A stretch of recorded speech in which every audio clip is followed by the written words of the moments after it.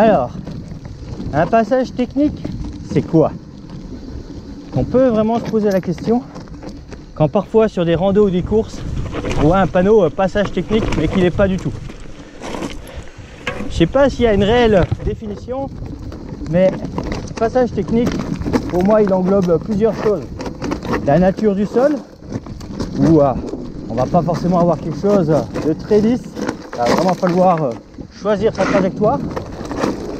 La pente, que ça soit dans un sens ou l'autre, à la montée ou à la descente, mais ça peut être aussi un dévers, comme celui-ci, ou encore un virage, une épingle, où le stoppie va être obligatoire. Donc là, c'est une technique qui consiste à venir tourner en faisant pivoter sa roue avant. On enchaîne sur quelque chose de plutôt pentu. Donc là, ça serait plutôt passage technique au pluriel, si vous voyez ce que je veux dire. Donc vous l'avez compris, le sujet du jour, c'est qu'est-ce que c'est qu'un passage technique. Donc voilà, par passage technique, attention les copains, aujourd'hui on va faire une sortie, ça sera technique. Alors souvent, le terme est employé, mais c'est pas vraiment technique. Là, on est vraiment sur du technique. D'ailleurs, il y a une petite option qui a été tracée à droite, je vois, par ceux qui avaient peur de passer à gauche. Ça devait être trop technique. Donc, passage technique, on est quand même souvent sur les freins, mais ça peut être aussi un passage technique à haute vitesse, où on va justement avoir besoin d'une vitesse de sécurité pour sauter d'un point à un autre, pour tenir en adhérence contre un mur, entre guillemets. Donc, passage technique, il peut avoir différentes formes, rapides, non rapides, mais généralement, c'est un passage où tous nos sens sont en action, en éveil. On n'a pas le droit à l'erreur, généralement, et il faut vraiment être vigilant. Là, ça paraît pas, mais cette ancienne voie romaine, je sais pas si vous voyez, il y a la trace des roues des chariots. Vous venez mettre votre roue avant là-dedans, ah ben, vous voltigez direct. Donc, on peut vite se retrouver dans la complication sur un passage technique.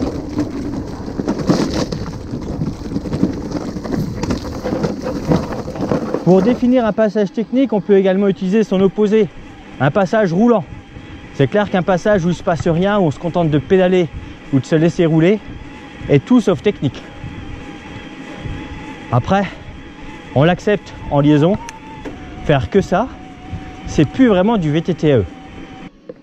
Le passage technique, au-delà du franchissement, généralement, il génère aussi une émotion, une sensation, pour pas dire de l'adrénaline. Et c'est en ça aussi que c'est bon, c'est que ça peut devenir un peu comme une drogue, où on va aller toujours essayer de chercher plus compliqué, plus dur. Mais il faut savoir renoncer. J'ai fait un sujet justement là-dessus. À un moment donné, faut pas non plus se mettre en danger. Puis après, il y a des éléments. Alors moi, ça, quand je vois là tous ces pièges tendus, ok, hein, mais il y a 6 ou 7 ans, 40 points dans l'oreille. 40 points dans l'oreille à cause de ce barbelé qui est là. Et ce barbelé là, eh ben, c'est barbelé là, torsadé là, façon base américaine, qui est au bout du monde. Il est toujours là. Il y a un propriétaire qui a peur qu'on aille chez lui certainement. Et il n'a rien trouvé de mieux que de mettre un barbelé comme ça, en mode bien agressif, qui vient dépasser sur le sentier. Et j'avais mon guidon qui était à peine large. Depuis, j'ai retiré 2 cm en largeur justement pour pouvoir passer là en toute sécurité. Et j'ai tapé à droite, ça m'a envoyé à gauche et ça m'a lacéré la joue et l'oreille. 5 ficelles de 75 cm. Alors certes, le barbelé n'était pas tendu en travers, mais on est sur un sentier de trail, de marche à pied. Et pour moi, il n'y a pas de différence avec un barbelé en travers. Quand je vois un barbelé comme ça, je vois pas l'intérêt d'avoir un grillage pourri, un barbelé tout neuf. À un moment donné, on met un vrai grillage plus haut, mais on met pas un barbelé pourri. Ça, c'est vraiment des façons de faire qui sont terribles. Enfin, le passage est joli, il est technique, il faut faire gaffe. Alors, un passage technique, hein, c'est pas forcément en forêt. Hein. Vous avez également des passages techniques urbains, soit à l'ancienne, façon vieux Balavoir, ou encore des escaliers. Dans tous les cas, pour maintenir sa technique, pour gagner en technique, il faut pratiquer. Plus vous allez pratiquer, plus vous allez être efficace. Ça, il n'y a pas photo. C'est clair que parfois, juste l'étroitesse d'un passage peut rendre un passage technique. Mais quand ça, vous rajoutez la pente, avec le risque de cabrer, où là, eh bien, il va falloir être mobile sur son vélo pour pouvoir venir charger l'avant, ça complique encore le sujet. Et si à ça, bonjour, merci.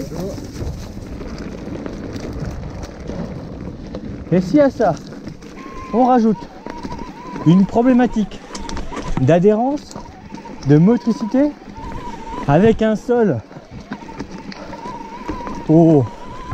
à la surface, plutôt, je sais pas comment appeler ça, mais vous avez des cailloux fixes, des cailloux mobiles, c'est rugueux à souhait, des choix de trajectoire à faire. Là c'est sec, mais parfois c'est gras. Une branche qui vous rentre dans les lunettes, qui font que le passage est technique. Bon, j'aime pas ne pas passer, donc je vais la refaire. C'est clair que ce type de branche pleine d'épines noires, on n'a pas envie de se la prendre dans l'œil. Par contre, eh bien, recommencer, c'est l'occasion de reprendre le passage dans l'autre sens. C'est aussi un passage. Allez, rebelote. De toute façon, la technique, plus on en bouffe, mieux c'est. Ça va être l'occasion d'essayer peut-être une autre trajectoire. Ah, tout à l'heure j'étais passé à gauche, là je suis venu à droite. En fait, dans un même passage, on peut vraiment venir jouer avec les éléments. Ah, je suis beaucoup plus à droite que tout à l'heure. C'est vrai que sur cette option là, et hop, voilà, le franc-comtois est tenace. Et travailler la technique, ça peut être aussi aller chercher la difficulté, prendre la solution la plus compliquée justement pour se mettre en difficulté et gagner en expérience, notamment en recherche d'adhérence.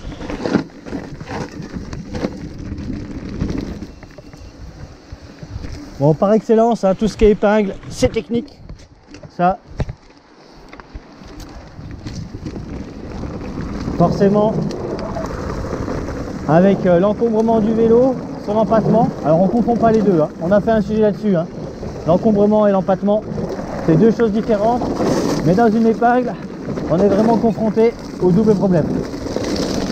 Et là aussi, ça c'est bien technique, c'est étroit, petit câble, barrière, il n'y a pas grand chose au sol, mais le côté technique, c'est l'étroitesse. Et puis parfois, c'est beaucoup trop technique pour être passé sur le vélo. Là, c'est pentu. Mais n'empêche qu'il y a quand même une technique pour des choses aussi raides. L'astuce, ça va être de mettre le vélo légèrement en travers, en crabe, de freiner des deux roues et de l'accompagner au niveau des bras pour le faire descendre tranquillou. Hop là, on vient de présenter en biais. L'idée, c'est de pouvoir le bloquer en travers de l'escalier s'il venait à nous embarquer. Et voilà, et on le fait glisser.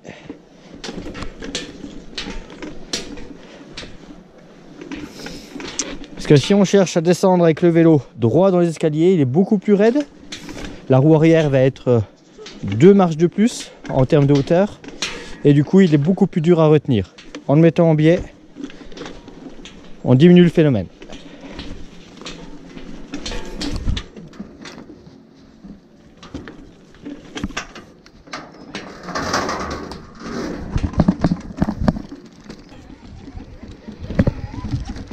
En ville, les moindres escaliers sont prétexte à s'entraîner. Et là en plus, C'est zone de travaux, alors c'est encore mieux que d'habitude.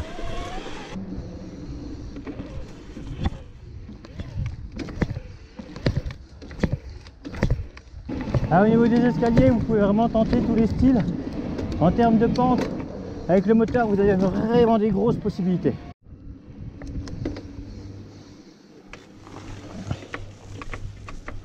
Tout est prétexte en ville pour travailler le technique, la maniabilité.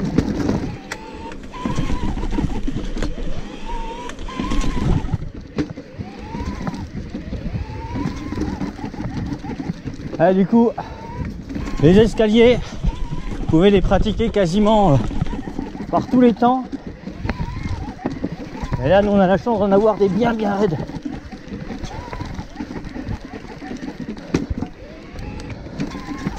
Du coup, ils sont bien techniques.